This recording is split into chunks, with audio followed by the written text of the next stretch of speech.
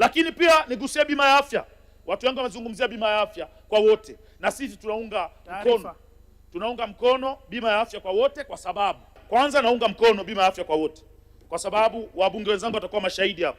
Tunaopata shida zaidi ni sisi wabunge ambao tuko kwenye majimbo yetu. Wananchi wakiugua hana hela atakuja kwako. Lakini kama tukifanikiwa kulipia bima kwa afya kwa watu wote, tafsiri yake swala la kuanza kutibiana na wananchi litapungua katika miji yetu. Lakini bima hii ya afya tunaomba iunganishwe na ambulance, kwa sababu mtu anatibiwa bure kutokana na bima aliyolipia, lakini akipewa rufaa inabidi achangie mafuta ya ambulance. Kwa mfano Kigoma, na ninashukuru sana niwapongeze uongozi wa hospitali ya Maweni.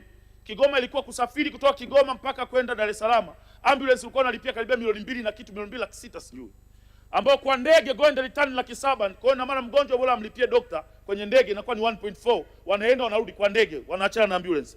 Kwa hiyo tunaomba kwenye bima iingizwe na ambulance, ili mgonjwa huyo anayetibiwa kwa bima akipata rufaa ambulance imbebe, asidaiwe hela zingine, kwa sababu tunawajua watu wetu hali zetu ni ngumu huko mtaani.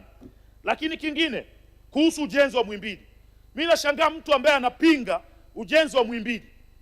Mimi nimetembea katika nchi za wenzetu, unaingia hospitali ni kama unaingia katika hoteli ya 5 star.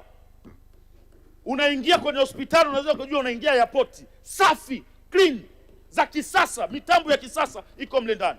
Mzee Mchengerwa, hawa wanaopinga tuachie sisi. Wewe nenda kafanye kazi.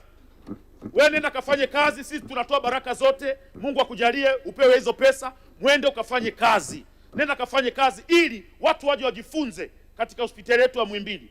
Lakini lingine, naomba sana ili mlichukua kwa ukubwa. Kumekuwa na tatizo, watu wanasema madokta wengine wanakimbia kufanya kazi vijijini.